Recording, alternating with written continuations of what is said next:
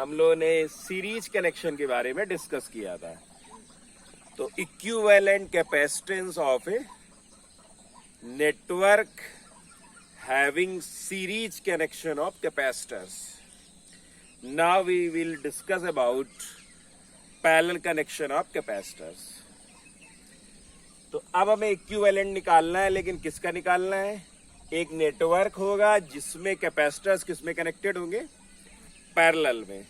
ठीक है, तो पैरेलल कब बोलते हो? तो पैरेलल कनेक्शन ऑफ कैपेसिटर्स की अगर हम लोग बात करें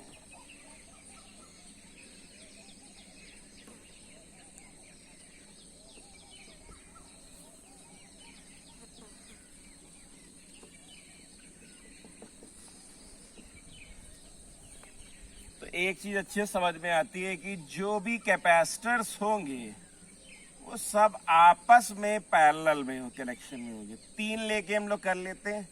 ये 3 हमारे कैपेसिटर्स हैं। इन 3 कैपेसिटर्स को हमने पैरेलल में ऐड कर दिया है ये, और इनका हम इक्विवेलेंट निकाल रहे हैं। इक्विवेलेंट का मतलब होता है सिंपल, इन तीनों को एक ऐसे कैपेसिटर से रिप्लेस कर देना है जो ये तीनों मिला के फंक्शन कर रहे थे, वो अकेला वही फंक्शन करे। इसका मतलब क्या है? ये अगर इक्विवेलेंट है तो हम ऐसे बना दे रहे हैं, ए और बी के बीच सिर्फ इसे अकेला कनेक्ट कर दें। अब हमेशा इक्विवेलेंट के लिए क्या करते हो? आप बैटरी कनेक्ट करते हो, तो एक बैटरी भी कनेक्ट कर देते हैं।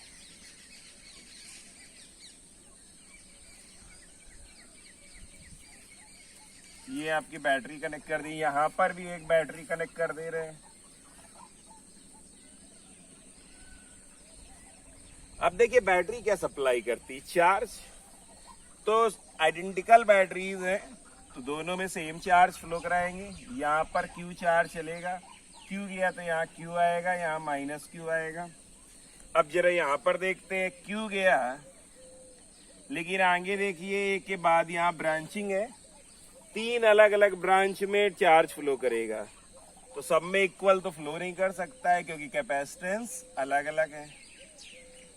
इसमें मान लेते हैं कितना गया? Q1, इसमें Q2 और इसमें Q3। तो अगर हम देखें टोटल चार्ज जो है, देखिए अगर पैरेलल में कनेक्टेड है तो सब में चार्ज अलग अलग दिख रहा है। और क्या सेम होगा? हर एक के क्रॉस पोटेंशियल डिफरेंस सेम होगा। जबकि सीरीज में क्या होता था? हर एक के पे चार्ज सेम होता था, लेकिन हर एक के क्रॉस पोटेंशियल डिफरेंट होता था। तो चार्ज कंजर्वेशन से आप जानते हो क्या लिख सकते हैं? Q equal to Q1 plus Q2 plus Q3। अब बेटा Q को यहां से क्या लिख सकते हैं? अगर इसकी कैपेसिटेंस C इक्विवेलेंट है तो Q को लिख सकते हैं C EQ इंटू V। इसको लिख सकते हैं C1 इंटू V। देखिए इस जितना बैटरी का पोटेंशियल डिफरेंस है प्लेट्स का, उतना ही सबके क्रॉस, क्योंकि पैरेलल में अगर चीजें जुड़ी हैं तो हर एक के क्रॉस पोटेंशियल डिफरेंस सेम होगा। तो यहाँ पर Q को क्या लिख सकते हैं? CV, लेकिन कौन सा V? जितना ये है तो C1V। इसको लिखा जा सकता है यहाँ पर C2V और इसको C3V। Finally V cancel out हो जाएगा। आप अगर देखें तो ये लिख सकते हैं C1 plus C2 plus C3। तो this is the formula for effective और equivalent capacitance of given network of capacitors. तो कितना आ जाएगा? C1 plus C2 plus C3। ठीक है, इसको हम प्रॉपर यहाँ हमने काफी आगे तक करा रखा है, कोचिंग में पहले से करा रखा है। तो आप लोग वो नोट्स का पार्ट शेयर कर देना फोटो खींच के। ठीक है, जहां से नहीं कराया होगा वहां से हम अपने पर्सनल नोट्स बना के सेंड करेंगे सबको। ठीक है, आप लोग एक्टिव दिख नहीं रहे हो, कोई क्वेश्चन ही नहीं पूछ रहा है आजकल। हमें लगता है सब महाज्ञानी हो गए। ठीक है, तो भी काम शुरू हो जाना, पढ़ते लिखते नजर आओ, ऐसा नहीं कि रोक दो यहाँ पे। Based on series and parallel connection.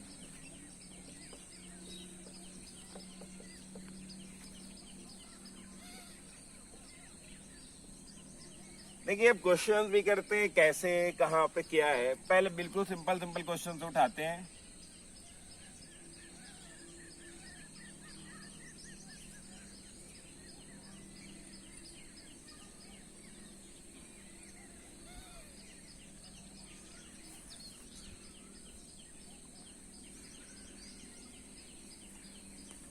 जैसे एक ये सिंपल नेटवर्क है और हमसे कहा जाता है कि इसकी इक्विवेलेंट कैपेसिटेंस बताओ। मान लिया ये 2 माइक्रोफैराड है, ये आपका 6 माइक्रोफैराड है, ये भी 6 माइक्रोफैराड है और ये 3 माइक्रोफैराड है। इसको ऐसा करते हैं 6 ही रखते हैं। तीनों 4 कैपेसिटर्स लगे, हमें इक्विवेलेंट बताना है। तो देखिए सबसे पहले हमारा क्या टारगेट होता है, हम कैसे प्रेडिक्ट करते हैं कौन किसमें कनेक्टेड है। इन तीनों को देख के क्या लगता है, इन तीनों के ये वाले पॉजिटिव प्लेट्स एक साथ बनी, नेगेटिव एक साथ, तो इस हिसाब से समझ में आ रहा है ये तीनों किसमें कनेक्टेड है, पैरेलल में कनेक्टेड है। अब अगर चीजें पैरेलल में कनेक्टेड है तो उनकी जगह उन तीनों को हम एक कैपेसिटर से रिप्लेस कर सकते हैं। और हमें मालूम है पैरेलल में फार्मूला क्या होता है, C1 plus C2 plus C3 उल्टा होता है जस्ट। तो 6 प्लस 6 प्लस 6 कितना हो गया, 18 माइक्रोफैराड। ये 18 माइक्रोफैराड, ये 2 माइक्रोफैराड। अब ये दोनों किसमें कनेक्टेड दिख रहे हैं, सीरीज में। देखिए कहीं ब्रांचिंग नहीं है, अगर ब्रांचिंग नहीं है तो किसमें कनेक्टेड है, सीरीज में। और अगर सीरीज में कनेक्टेड है तो फिर आपके पास फार्मूला है 1/C1 प्लस 1/C2। 18 एलसीएम आएगा, 9 प्लस 1 इट इज 10/18। तो C equivalent equal to 9/5। Equivalent capacitance unit लिखना फिजिक्स में जरूरी हो जाता है, तो माइक्रोफैराड, 9/5 माइक्रोफैराड। समझ में आए सबसे बड़ी बात। देखिए कोई भी नेटवर्क आपको देगा, इतने सिंपल क्वेश्चन वहां पूछे नहीं जाते, वहां ठीक ठाक पूछा जाता है, लेकिन आपको बेसिक से आना चाहिए, ठीक है। तो क्या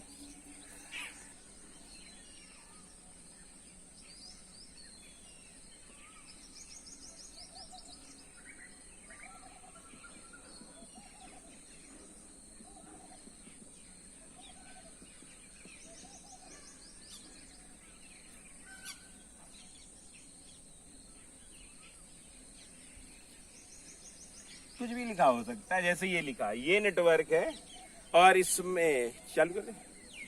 तो ये एक नेटवर्क है, इसमें हमें ये बताना है इसका इफेक्टिव कैपेसिटेंस कितना है।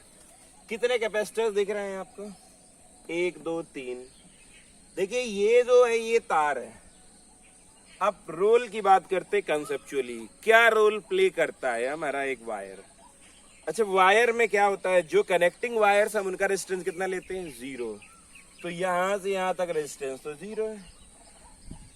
और जो पोटेंशियल होता है तभी ड्रॉप होता है किसी वायर में जब उसमें क्या होता है, रेजिस्टेंस।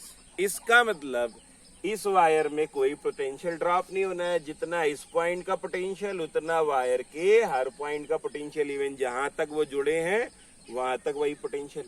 अब इनको जरा देखते हैं किसमें जुड़े हैं। यहां से यहां तक देखे तो बीच में ब्रांचिंग है, तो इस सीरीज में तो नहीं है, ठीक है। सीरीज में इसलिए नहीं है, दिख रहा है तो मैं ब्रांचिंग नहीं होनी चाहिए बीच में, तो ब्रांचिंग यहाँ पर है। अब बात आती है पैरेलल वगैरह की। देखिए पैरेलल में कैसे जाने, अब ऐसा तो लग ही नहीं रहा है कुछ, तो इसका एक और तरीका अपनाते हैं। अगर एनी हाउ आप ये प्रिडिक्ट कर ले कि कैपेसिटर्स की प्लेट्स के क्रॉस जो पोटेंशियल डिफरेंस है वो हर एक के कैपेसिटर में सेम है, तो सारे के सारे किस में जुड़ जाएंगे, पैरेलल में जुड़ जाएंगे। तो चलिए देखते हैं। मान लीजिए इस पॉइंट का पोटेंशियल कितना है, 1, और बी पॉइंट का पोटेंशियल कितना है, 2, तो इसका भी 2 हो जाएगा। अब जो वायर जहां तक जुड़ा है वहां तक वही सेम पोटेंशियल, 2 अगर इसका है तो यहां तक कितना हो जाएगा, 2 हो जाएगा। यहाँ वाले का 1, यहाँ वाले का 2। 2 अगर इसका है तो इसका भी कितना होगा, 2, और ये 1 है तो यहाँ वाले का भी 1, तो इसके क्रॉस कितना मिला, 2 और 1। इस पे देखिए ये इससे जुड़ा है तो यहाँ का 2 और यहाँ का 1। ये वाली इससे जुड़ी है 2 और ये वाला 1 इससे। तो एक चीज देखने को मिल रही है, एक प्लेट का पोटेंशियल 1 के बराबर है, दूसरे का 2 के बराबर, यानी पोटेंशियल डिफरेंस सब में सेम है। आल्दो बीच में कुछ उल्टा लगा, जैसे ये तो समझ में आता है, ये वाला 2 1 में है, यानी ऐसे लगाना पड़ेगा। लेकिन ये सारे के सारे किसमें कनेक्टेड है? पैरेलल में। कैसे जान गए पैरेलल में? क्योंकि सबके क्रॉस पोटेंशियल डिफरेंस सेम है। अगर पोटेंशियल डिफरेंस सेम है तो फिर वो सारे के सारे किसमें जुड़े हैं? पैरेलल में। भले ही वो आपको ना दिख रहे हैं, तो पैरेलल में अगर कोई कैपेसिटर जुड़े हैं तब तो कोई दिक्कत ही नहीं है। आपको मालूम है कैसे कैपेसिटेंस निकाला जाता है। अब अगर पैरेलल में जुड़े हैं तो आपको मालूम है C equivalent equal to C1 plus C2 plus C3, that is 2 plus 8 plus 4 microfarad. कितना आ जाएगा? 14 माइक्रोफैरड।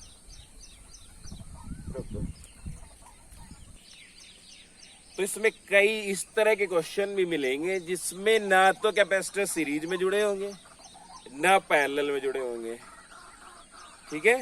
अब लेकिन आपके लेवल पर या सीरीज में नहीं जुड़े या पैरेलल में नहीं जुड़े, तो फिर एक तीसरा कनेक्शन होगा व्हीटस्टोन नेटवर्क का, इसके अलावा नहीं जोड़ेगा। वैसे निकाल तो हम किसी में भी सकते हैं, वो मेथड बता देंगे आखिरी तक। तो व्हीटस्टोन नेटवर्क है क्या? सबसे पहले हमें ये समझना है कि ये व्हीटस्टोन नेटवर्क क्या है। इसमें क्या होगा, आपके कम से कम 5 कैपेसिटर्स होंगे और कुछ इस तरह का ये नेटवर्क होगा।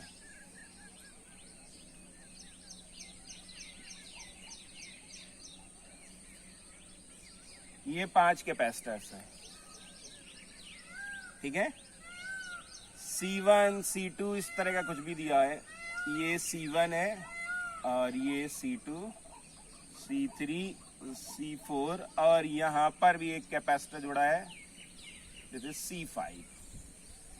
अब अगर आप इसमें देखें तो 5 कैपेसिटर्स जुड़े हैं इस तरह से, ये बीच में जुड़ा है। कई बार ऐसा नहीं बना होगा, कई बार नेटवर्क बहुत अजीब सा बना होगा, लेकिन आप उसे प्रिडिक्ट कर लोगे कि किसमें जुड़ा है। इस तरह का भी जगह जगह बना मिल जाएगा आपको। यहाँ पर एक कैपेसिटर और एक यहाँ पर।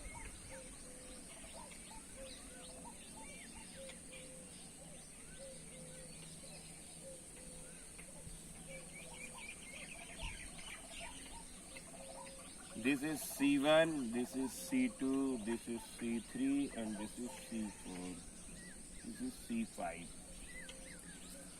अगर इन कैपेसिटर्स नेटवर्क को देखा जाए तो एक बात बिल्कुल क्लियर है, वो जो ऊपर बना है नीचे बना है दोनों एक ही चीज है, ठीक है। अलग अलग नहीं है, बस थोड़ा तो इसमें तार ज्यादा यूज किया है तो वो ऐसा दिख रहा है। तो ये दोनों एक ही है, लेकिन हम पढ़ के रहे हैं क्या निकालना चाहते हैं। देखिए इस तरह में अगर हम देखें तो हम नहीं कह सकते कि ये दोनों सीरीज में, क्योंकि बीच में ब्रांचिंग है। ये भी नहीं कह सकते ये दोनों पैरेलल में, क्योंकि इनके एंड्स एक साथ नहीं बंधे, बीच में कैपेसिटर लगा है। तो यहाँ पर हमें ये अच्छे से समझना है कि ये सीरीज में नहीं है, ये पैरेलल में नहीं है। अब सीरीज पैरेलल कुछ भी नहीं नजर आ रहा है। अब ऐसे में आगे कैसे बढ़ेंगे, क्योंकि हमारे पास दो ही फार्मूले, या तो सीरीज का है या फिर पैरेलल का है। तो ऐसे केसेस में कैसे करेंगे? सबसे पहले हम लोग कुछ चीजें जानना चाहते हैं जो बेसिक अंडरस्टैंडिंग है, फंडामेंटल। अच्छा बताइए, चार्ज क्यों फ्लो करता है? तो चार्ज फ्लो करता है only due to potential difference. अगर पोटेंशियल डिफरेंस नहीं है तो चार्ज भी फ्लो नहीं करेगा। अब क्वेश्चन ये है कि पोटेंशियल डिफरेंस पर चार्ज फ्लो कर रहा है। अगर किन्हीं दो पॉइंट्स का पोटेंशियल सेम है तो पोटेंशियल डिफरेंस 0, तो फिर वहां चार्ज नहीं फ्लो करेगा। तो ये तो आपका व्हीटस्टोन नेटवर्क है, ठीक है। इसमें एक स्पेशल कंडीशन है, इसे बोलेंगे बैलेंस व्हीटस्टोन ब्रिज।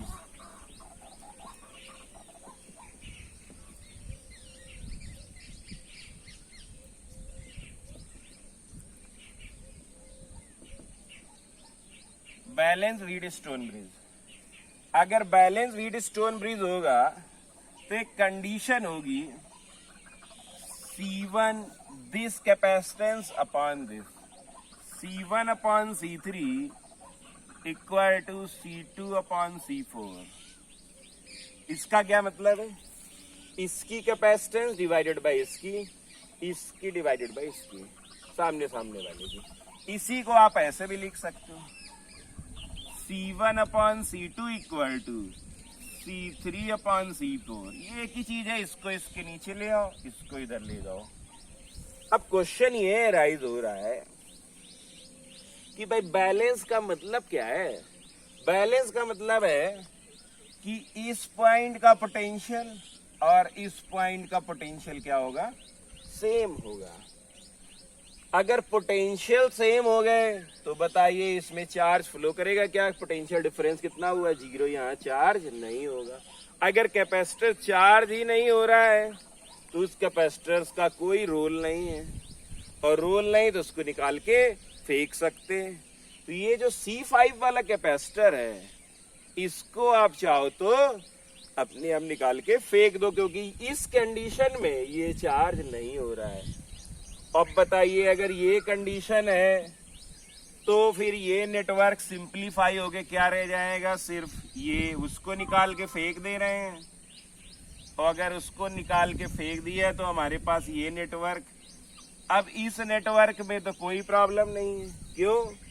ये दोनों किस में जुड़े हैं? सीरीज। ये दोनों भी सीरीज, और इनका जो है वो किस में जुड़ा है? पैरेलल में।